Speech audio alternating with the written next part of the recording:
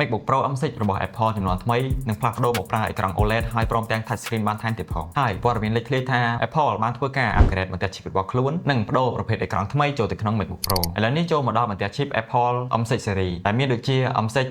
Pro នឹងត្រូវបានផលិតឡើងលើដំណើរការ2 nanometer របស់ TSMC ជាលើកដំបូងសម្រាប់ Mac ការផ្លាស់ប្ដូរនេះមិនត្រឹមតែបង្កើនល្បឿនរបស់ CPU និង GPU ឲ្យលឿនខ្លាំងជាងមុនប៉ុណ្ណោះទេហើយថែមទាំងជួយកាត់បន្ថយកម្រិតស៊ីថាមពលថ្មនិងរក្សាកម្ដៅបានល្អជាង model chip មុនផងដែរហើយធ្វើឲ្យសមត្ថភាពរបស់ chip Apple អំសិចនេះមានកម្លាំងខ្លាំងសម្រាប់ប្រើប្រាស់ AI Neural Engine ចូលមកដល់ការផ្លាស់ប្ដូរដ៏ធំទី2នោះគឺអេក្រង់ Apple បានប្រើប្រាស់ជាមួយនឹង panel IPS LCD ជាមួយនឹងបច្ចេកវិទ្យា Mini LED អស់រយៈពេលជាច្រើនឆ្នាំមកហើយនៅលើ MacBook Pro ចំនួន MacBook Pro អំសិចនេះត្រូវបានគេរំពឹងថានឹងត្រូវបានប្រើប្រាស់អេក្រង់ OLED ជំនួសអេក្រង់ Mini LED កាលពី MacBook ចំនួនមុនអេក្រង់ OLED ផ្ដល់ពណ៌ខ្មៅដិតស្អាតព្រមទាំងស៊ីថាមពលតិចនិងធ្វើឲ្យពន្លឺកាន់តែច្បាស់ជាងមុនប្រភេទអេក្រង់ OLED ទាំងនេះត្រូវបានផ្គត់ផ្គង់ដោយក្រុមហ៊ុន Samsung Display និង LG Display ផងដែរអ្វីដែលកាន់តែពិសេសនោះគឺព័ត៌មានលេចធ្លាយអំពីខ្សែចង្វាក់ផលិតកម្មរបស់ Apple បានបង្ហាញថា Apple នឹងគ្រោងបញ្ចូលបច្ចេកវិទ្យា Touch Screen ទៅលើ MacBook របស់ខ្លួនជាលើកដំបូងផងដែរយោងតាម Mark Gurman ពីសារព័ត៌មាន Bloomberg MacBook Pro អំសិចនឹងទទួលបានការរចនាដែលស្ដើងជាងមុនទោះបីជាលេចឮព័ត៌មានថាទទួលបានការអាប់ដេតដែលច្រើនបែបនេះក៏ដោយ